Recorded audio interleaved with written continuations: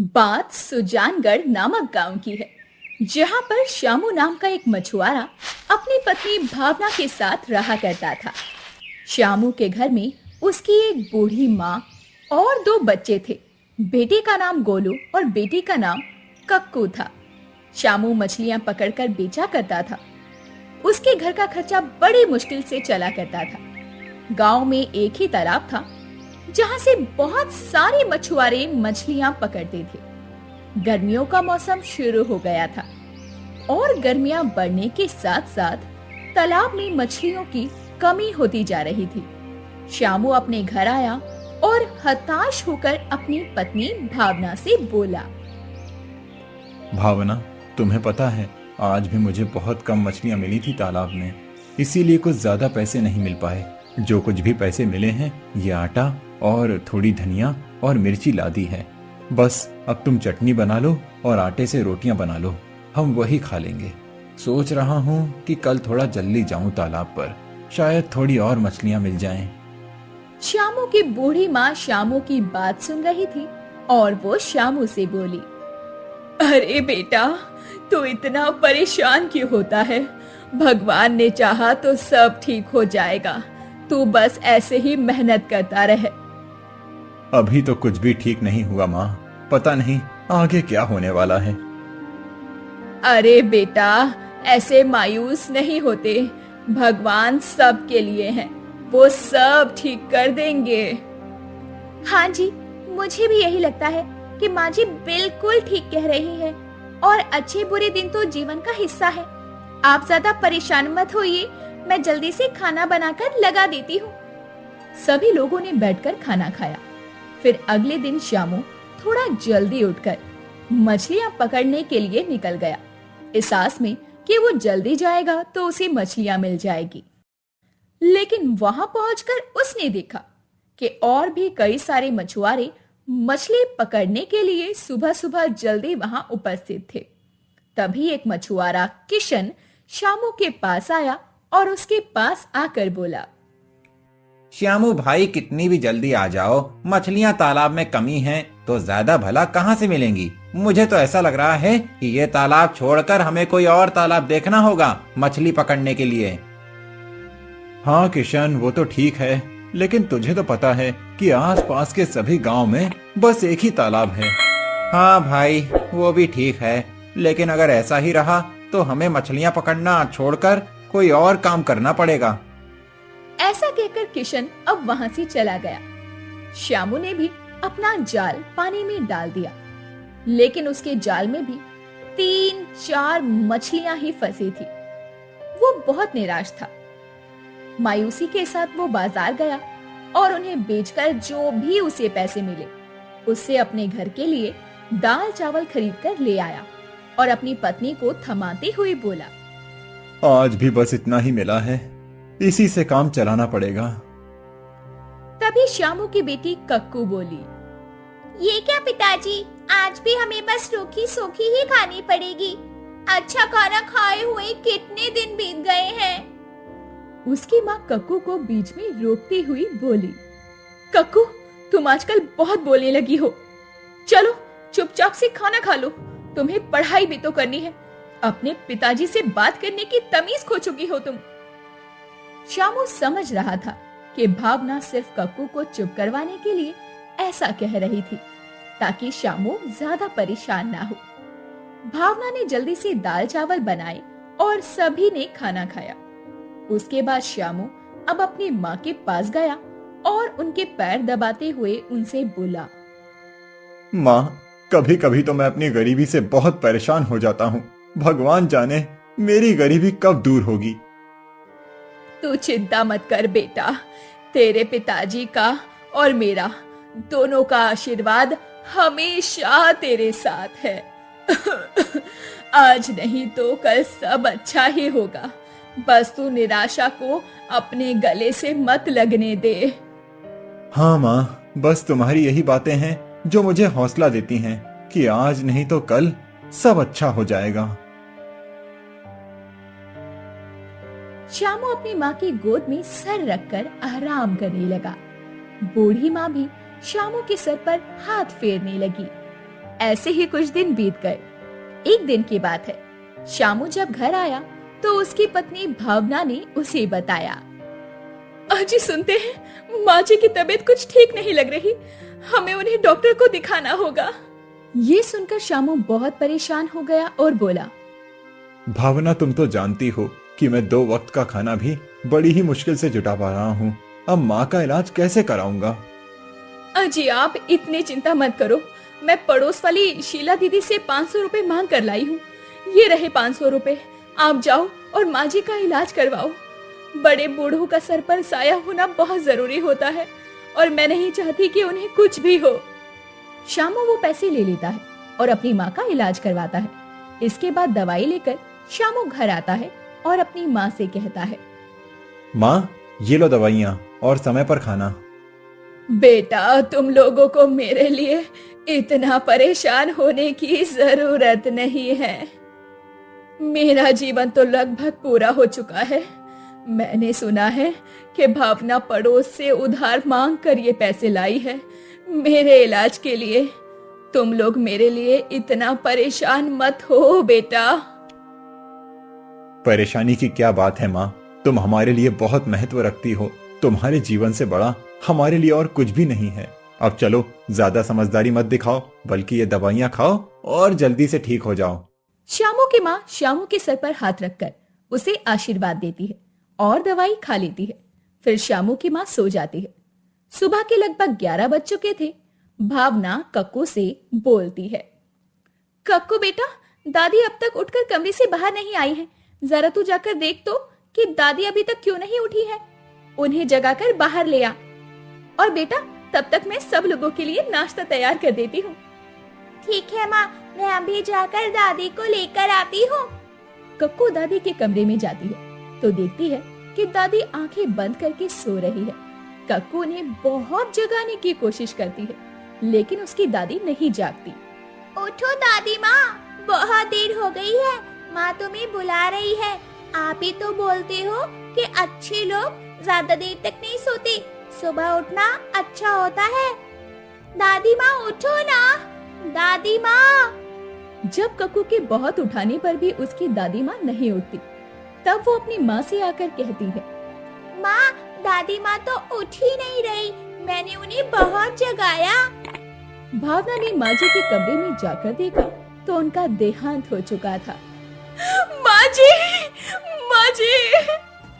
श्यामू ने अपनी माँ का अंतिम संस्कार किया। अब श्यामू जब भी अपने घर में बैठा होता तो अपनी माँ के कमरे को देखकर बहुत दुखी होता। एक दिन श्यामू भावना से बोला, भावना, मुझे इस कमरे को देखकर माँ की बहुत याद आती है। ऐसा करो कि इस कमरे को बंद कर दो। हाँ जी, आप सही कहते हैं, मैं भी इस कमरे को बंद कर देती हूँ। इस कमरे को देखती हूँ तो माँ जी की बहुत याद सताती है। फिर भावना उस कोठरी को बंद कर देती है। श्यामू की माँ के देहांत को अब लगभग 1 महीने का समय बीत चुका था। श्यामू के हालात अब भी सुधरने का नाम ही नहीं ले रहे थे और वो परिस्थितियों से जूझ रहा था। एक दिन श्यामू भावना से बोला, भावना, मुझे लगता है कि मुझे अब मछली बेचने का काम छोड़ देना चाहिए, क्योंकि इससे तो अपना घर भी नहीं चल पा रहा है। मुझे कुछ और काम करना चाहिए। हाँ जी, मैं भी आपको यही कहना चाहती थी। अगले दिन श्यामू अपने लिए काम ढूंढने के लिए निकलता है।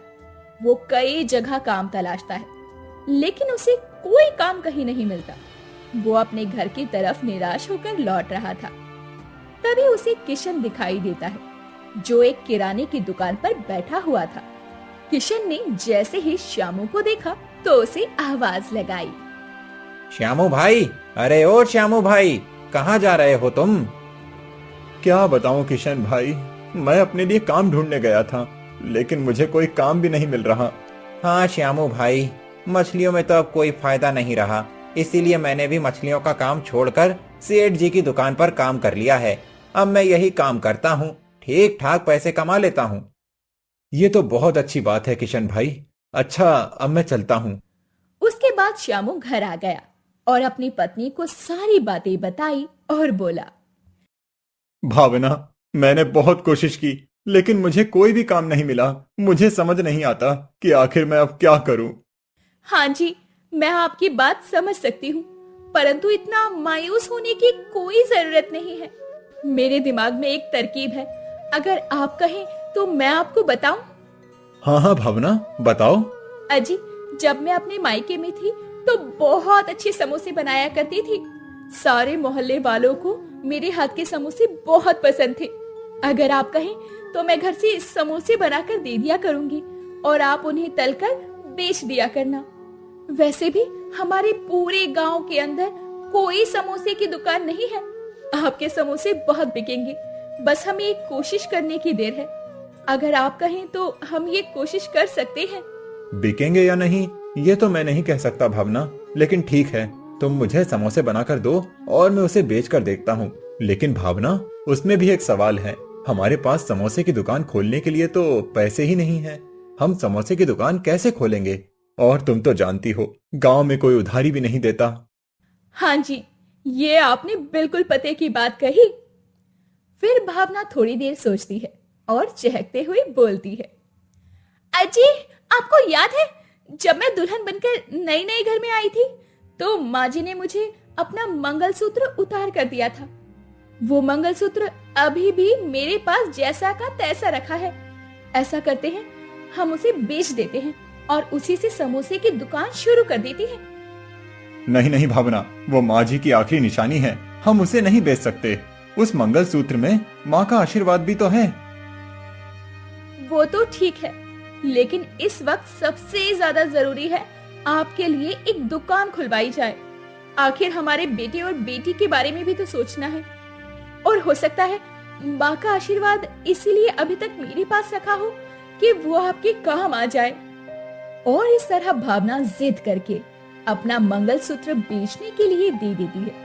श्यामू मंगलसूत्र बेचकर समोसे के लिए आलू की बोरी, तेल, मसाले, कढ़ाई, सारी चीजें खरीद कर ले आता है और भावना से कहता है, देखो भावना, मैं सारा सामान ले आया हूँ, बस तुम मुझे समोसे बनाकर दे दो और मैं तलकर बेचता हूँ। तब तक मैं किराए का ठेला लेकर आता हूँ। श्यामू ठेला लेने के लिए चला जाता है।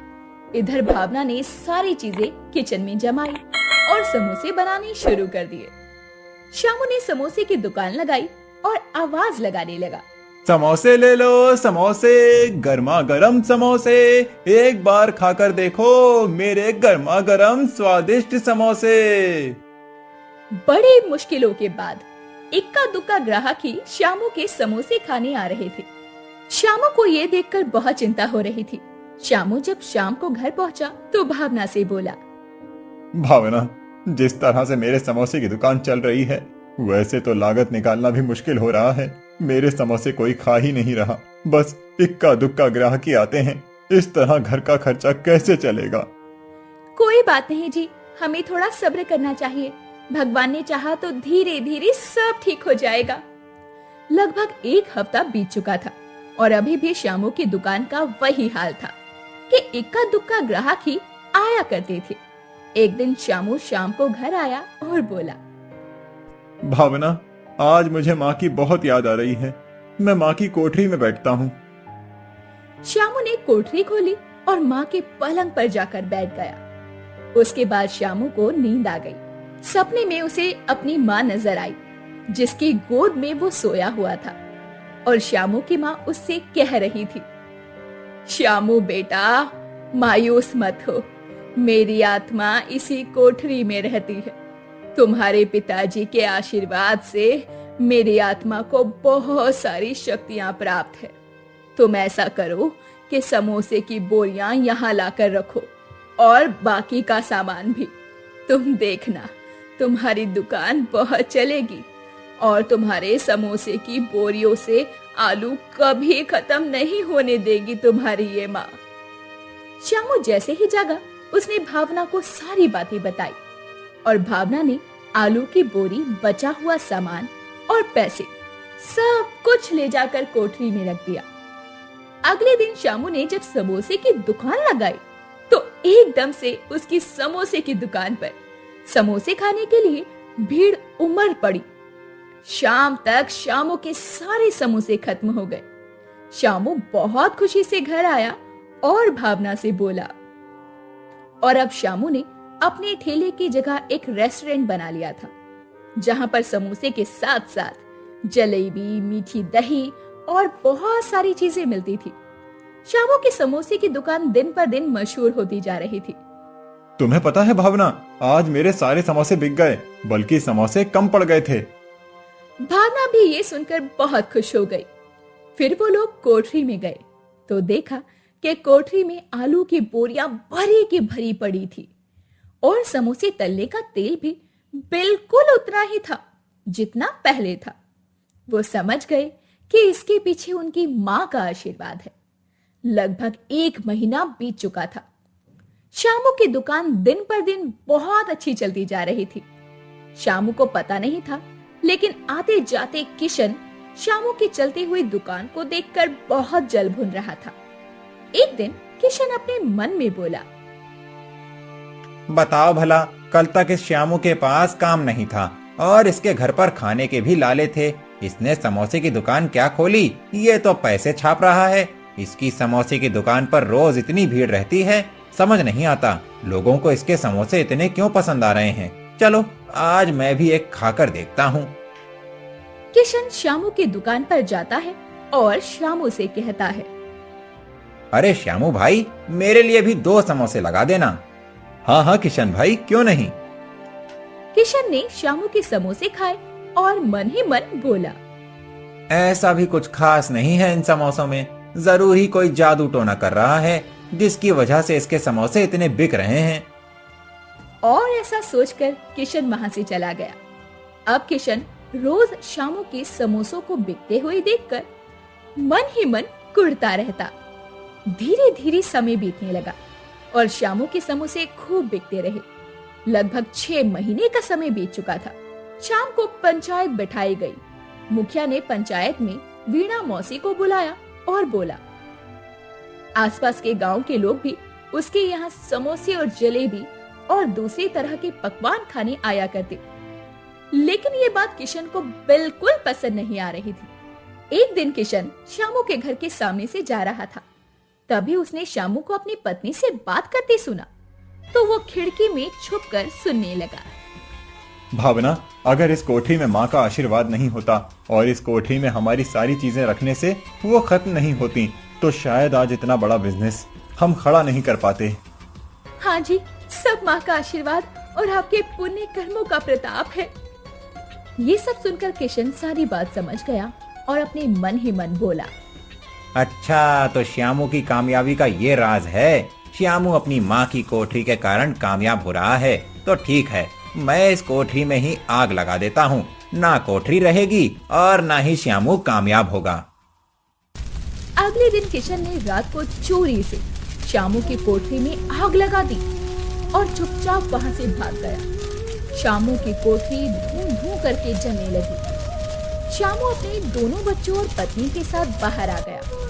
तब तक सारे गांव वाले इकट्ठा हो गए। मुखिया जी श्यामू के पास आए और बोले, अरे भाई श्यामू, तुम्हारा सारा घर तो जल गया। ऐसा करो, अभी तुम मेरे घर चलो और फिर सुबह सोचना कि क्या करना है।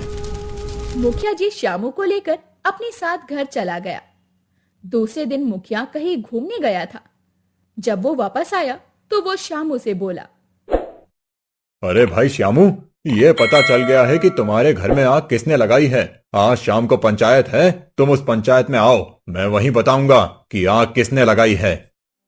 हाँ वीणा मौसी, जरा आप बताओ तो कि आपने क्या देखा था, किसने श्यामू के घर में आग लगाई थी। मुखिया जी, अक्सर मेरे घर अगर कोई चीज खत्म हो जाती है तो मैं भावना के घर से ले आती हूँ। कल रात भी मेरे घर पर आटा खत्म हो गया था। मैं आटा लेने के लिए रात को श्यामू के घर जा रही थी। तभी मैंने देखा कि एक आदमी अपने हाथों में पेट्रोल और मिट्टी का तेल लेकर उधर जा रहा था। इससे पहले कि मैं उसे कुछ बोल पाती, उसने मिट्टी का तेल श्यामू के घर पर छिड़क दिया और आग लगाकर भागने लगा। मैं जोर से चिल्लाई, कौन है? अरे कौन है? मेरी आवाज सुनकर उस आदमी ने पलट कर देखा और मैंने उसका चेहरा देख लिया। मुखिया जी, वो किशन ही था। क्यों भाई किशन, तुम्हें कुछ कहना हो तो बताओ। किशन के पास कहने के लिए कुछ नहीं था। वो शर्मिंदा था क्योंकि उसका भेद सबके सामने खुल चुका था। तब मुखिया बोला, तो ठीक है, किशन को इसकी सजा मिलनी चाहिए। इसे पुलिस के हवाले कर देते हैं। नहीं नहीं मुखिया जी, मुझसे गलती हुई है, मुझ पर दया कीजिए, मुझे माफ कर दीजिए। श्यामू, मुझे माफ कर दो। मेरे भी छोटे छोटे बच्चे हैं, मेरी पत्नी है। अगर मैं जेल चला गया तो उनका खर्च कौन उठाएगा? तुम माफी के लायक नहीं हो किशन, तुम्हें तो जेल जाना ही पड़ेगा। तभी श्यामू बोला, नहीं मुखिया जी, इसे पुलिस के हवाले मत कीजिए। ये मेरा दोस्त है। मैं मानता हूँ कि इसने गलती की है, लेकिन कोई बात नहीं, मैं इसे माफ करता हूँ। और रही बात मेरे